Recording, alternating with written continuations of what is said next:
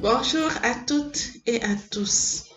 Je vais vous parler du leadership et gouvernance des femmes dans l'Église. Toute l'Église catholique est en cheminement vers le prochain synode sur la synodalité, dans une dynamique destinée à valoriser au maximum la dignité et la vocation commune reçue par tous, hommes et femmes, dans le sacrement du baptême.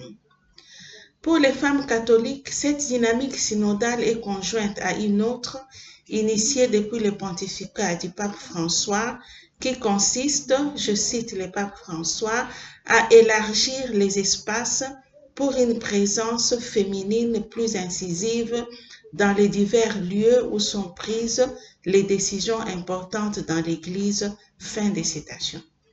C'est là parce que, continue le pape François, le leadership et la gouvernance des femmes dans l'Église constituent un des nombreux lieux qui appellent le renouvellement des mentalités et des structures à cause de l'existence de certaines discriminations. Premier point, quel est le fondement théologique de la présence obligatoire des femmes dans les sphères de la gouvernance et du leadership dans l'Église? Ce fondement est double, la création et le sacrement du baptême. En effet, au commencement, Dieu a créé l'humanité, hommes et femmes, à l'image et à la ressemblance de Dieu, comme on le dit en Genèse 1, 26-27. Les différences entre hommes et femmes ne sont pas des inégalités, mais plutôt des couleurs complémentaires et indissociables d'un même arc-en-ciel. Elles ne peuvent en aucun cas fonder ni la supériorité ni l'infériorité d'un sexe par rapport à l'autre. Par conséquent, l'intégration des femmes dans le gouvernement de l'Église n'est pas une concession, mais plutôt un retour cohérent au message biblique originel que le pape Jean-Paul II avait résumé dans l'expression « l'unité des deux ». Nous n'avons pas le droit de séparer ce que Dieu a uni dans l'unité des deux. Le faire, c'est priver les communautés chrétiennes et le monde de la contribution de la moitié de l'humanité. C'est aussi déformer l'Église. En effet, le cheminement synodal actuel rappelle que l'ensemble du peuple de Dieu partage une dignité et une vocation commune par le baptême. Galates chapitre 3, versets 27 à 28 donne un principe fondateur du christianisme. En régime chrétien, les différenciations de l'ordre ethnique, racial, social et sexuel ne peuvent jamais servir de critères de base pour ce qui relève de l'adhésion au Christ ni de l'organisation de son Église.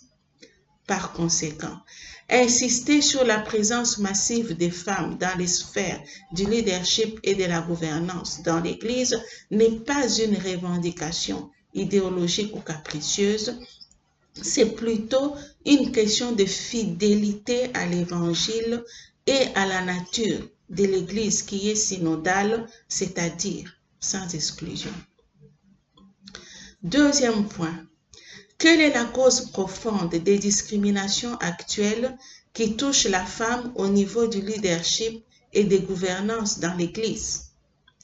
La cause principale est le fait que la dignité de la femme enracinée dans la création et le baptême est court-circuitée par un cléricalisme renforcé par une culture patriarcale. Le cléricalisme est une interprétation du sacrement de l'ordre focalisée sur la hiérarchisation dans l'Église avec insistance sur le pouvoir des clercs qui place les laïcs en position de subordination.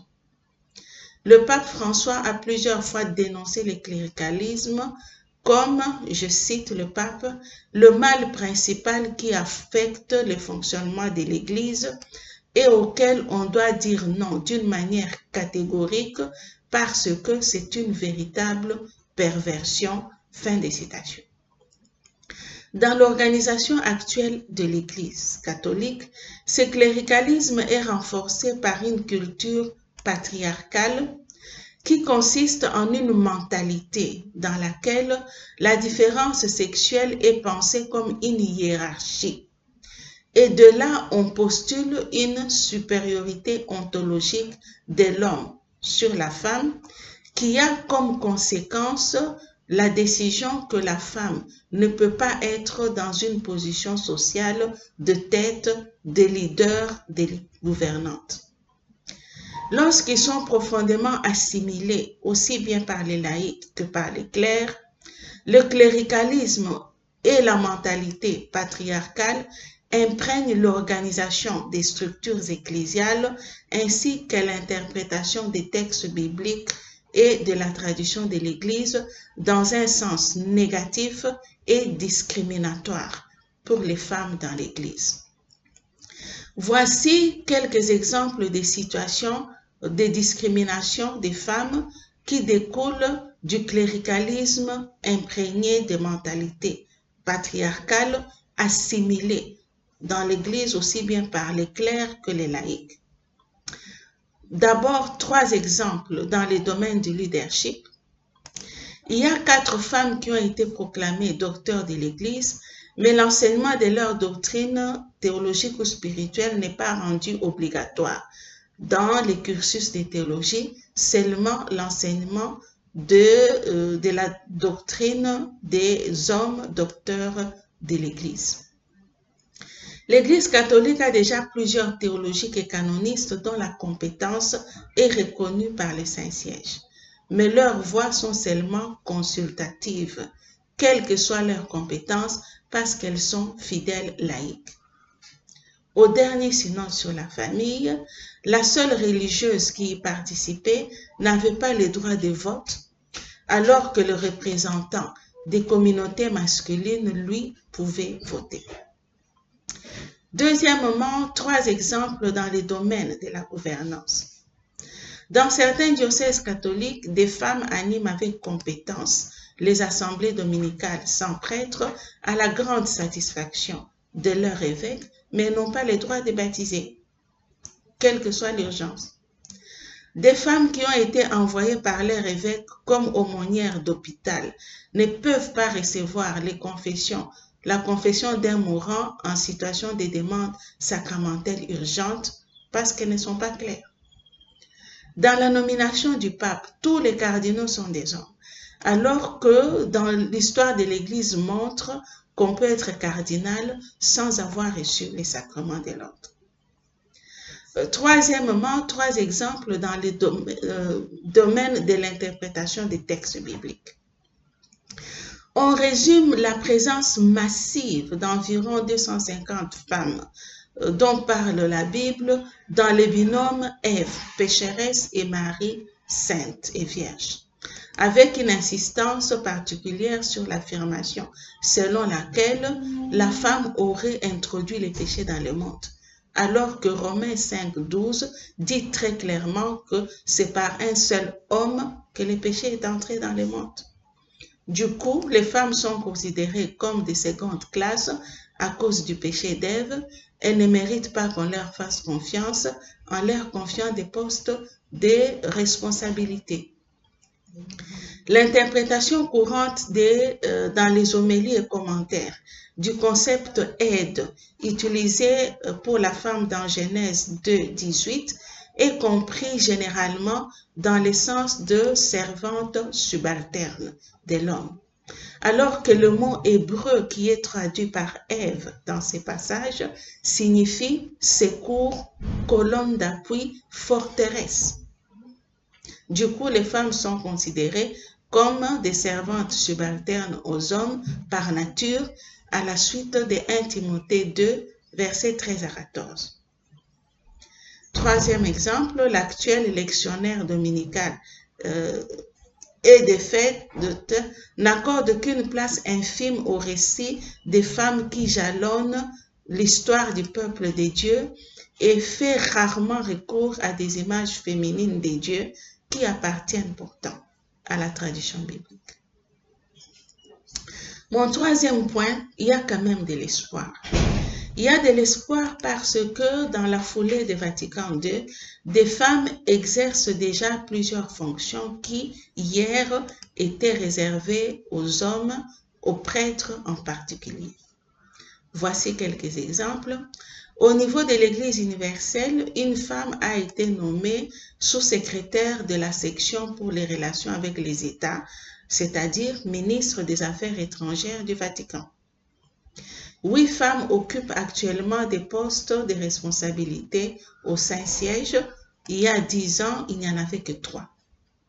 Au synode sur la synodalité en 2023, pour la première fois, une femme aura un droit de vote dans un synode des évêques. Au niveau de la liturgie, le langage inclusif, ça veut dire toujours dire hommes et femmes et pas seulement hommes, est désormais obligatoire dans les langues qui sont concernées. Un décret du pape François a modifié les droits canons pour ouvrir aux femmes les ministères de lectorat et acolytat. Le jour de Sainte Marie-Madeleine a été élevé au rang de fête liturgique avec une nouvelle préface qui la nomme apôtre des apôtres. Au niveau des églises locales, dans certains diocèses, des femmes sont membres des conseils épiscopaux, chancelières chargées des finances, responsables des services et la pastorale, membres des conseils, des séminaires, etc. Au niveau de la liturgie, dans certains diocèses, des femmes sont nommées par leurs évêques comme ministres extraordinaires du baptême, conformément au canon 861. Je conclus en insistant sur l'urgence dans notre Église catholique de décléricaliser l'Église pour qu'elle vive pleinement son identité synodale, comme y insiste le pape François, parce que c'est la condition sine qua non pour une présence plus incisive des femmes dans le leadership et la gouvernance dans l'Église. C'est urgent car beaucoup de catholiques, aussi bien clercs que laïcs, sont largement ignorants du trésor de l'enseignement de l'Église sur la dignité des femmes, ainsi que des ouvertures initiées par le pape François les dernières années dans la direction d'une plus grande présence des femmes dans les postes de décision dans l'Église.